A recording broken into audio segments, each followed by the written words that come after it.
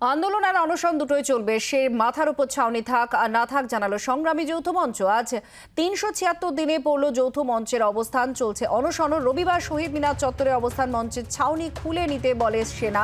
যুক্তি ছিল শহীদ মিনার চত্বরে সংগ্রামী যৌথ মঞ্চ অবস্থানে বসে থাকতেই পারে, কারণ সেনার সঙ্গে তাদের অনির্দিষ্টকালের অবস্থান করার অনুমতিপত্র স্বাক্ষরিত, কিন্তু সেই মঞ্চে কোনো স্থায়ী কাঠামো থাকবে না। সেই মতো ছাউনি খোলার কাজও শুরু হলেও সন্ধ্যের পর তা বন্ধ করে দেওয়া হয়।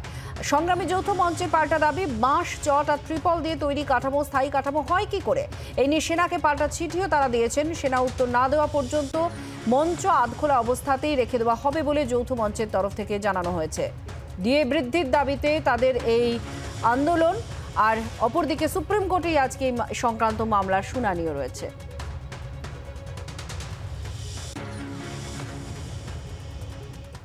আমরা বসতে চেয়েছিলাম কলকাতা কর্পোরেশনের সামনে, তারপরে জায়গাটা শহীদ মিনার হয় এবং সেখানে বসা আছে, সেখানে বলা আছে যে অনির্দিষ্টকালের জন্য আমরা বসতে পারি। এবার বসে থাকার জন্য আমি যদি অনির্দিষ্টকালের জন্য বসে থাকি দিনরাত, তাহলে মাথার উপর একটা ছাউনি তো লাগবে। তাদের বক্তব্য হচ্ছে যেহেতু রায়ের কপিতে ছাউনির কথা লেখা নেই, সেই জন্য ছাউনি করতে পারবেন, আপনারা ফাঁকা মাথায় বসে থাকতে পারেন। আমাদের পিটিশন কপির মধ্যেও সেটা লেখা আছে যে ছাউনির কথা রায়ের কপির মধ্যে লেখা নেই। যদি প্রয়োজন পড়ে তখন রায়ের কপিকে সংশোধন করানো হবে, আমরা আদালতে দ্বারস্থ হতে পারি।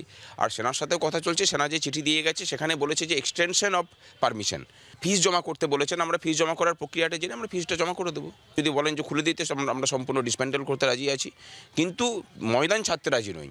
আমাদের এখানেই খোলা আকাশের নিচেই দরকার হলে অবস্থান, অনশন সবই চলবে, কিন্তু জায়গা ছাড়ার কোনো প্রশ্ন নেই।